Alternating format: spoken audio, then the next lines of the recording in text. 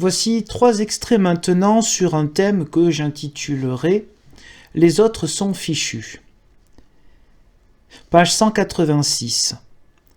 Satan a disposé et rangé tous les avantages et jouissances du temps présent du côté du mal, de sorte qu'il est impossible de les obtenir sans se conformer à son esprit impie, l'esprit du monde.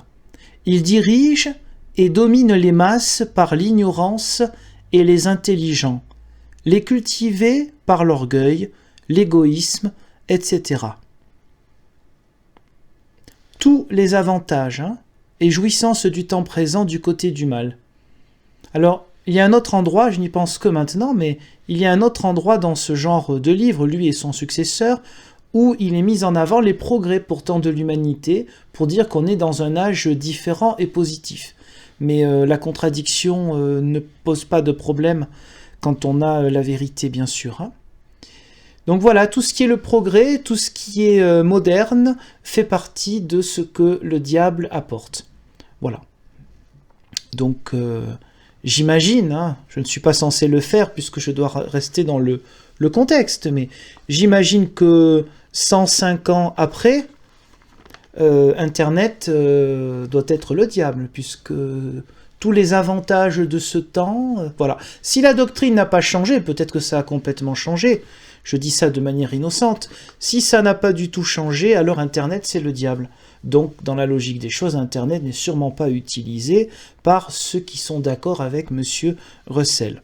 Sinon c'est de l'incohérence, bien évidemment. Page 312-313, là c'est sur la question des scientifiques.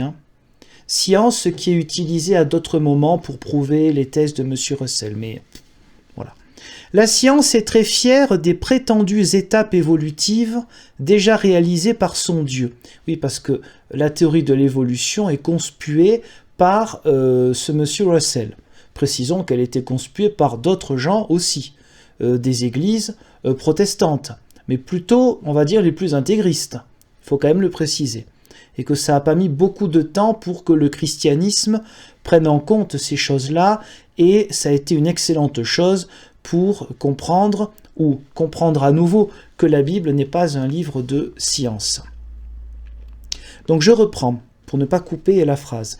La science est très fière des prétendues étapes évolutives déjà réalisées par son Dieu, entre guillemets les lois de la nature, et elle espère que sous l'action continue de ces lois, de l'existence d'un Dieu personnel il n'est question, l'humanité sera finalement amenée à une condition plus parfaite, plus semblable à la condition divine que celle dont elle jouit aujourd'hui. Fin de citation. Page 312-313. Pourquoi cet extrait? Parce que c'est une manière toujours d'englober tout le monde dans un même dénigrement. C'est-à-dire que là, tous les scientifiques seraient des idolâtres.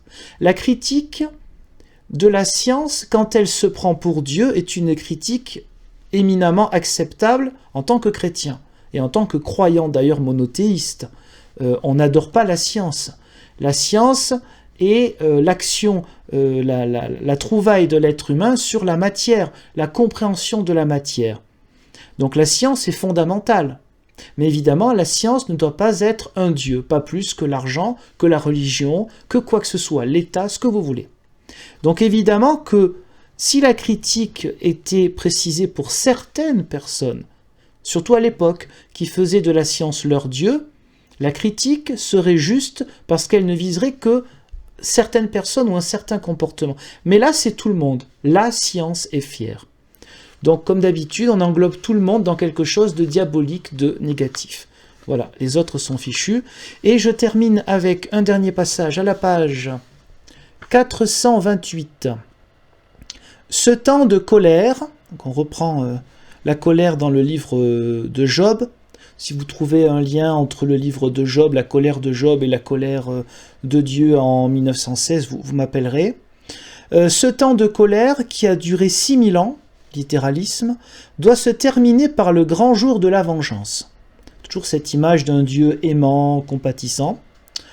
Ce jour amènera cependant encore davantage de calamités sur les hommes, sur la chrétienté surtout, parce qu'elle a négligé de plus grandes occasions, de plus grands privilèges, et qu'elle a péché contre une plus grande lumière, ce jour de vengeance, de la vengeance, pardon, et de la colère spéciale est appelé, je cite, enfin entre guillemets, un temps de trouble tel qu'il n'y en a point eu depuis que les nations existent. Donc la vengeance d'abord sur la chrétienté. Voilà, ça fait 105 ans que ce livre a été écrit. Alors il y a beaucoup de chrétiens persécutés. Il y a beaucoup de choses qui se sont passées depuis cette époque-là, la Deuxième Guerre mondiale, etc.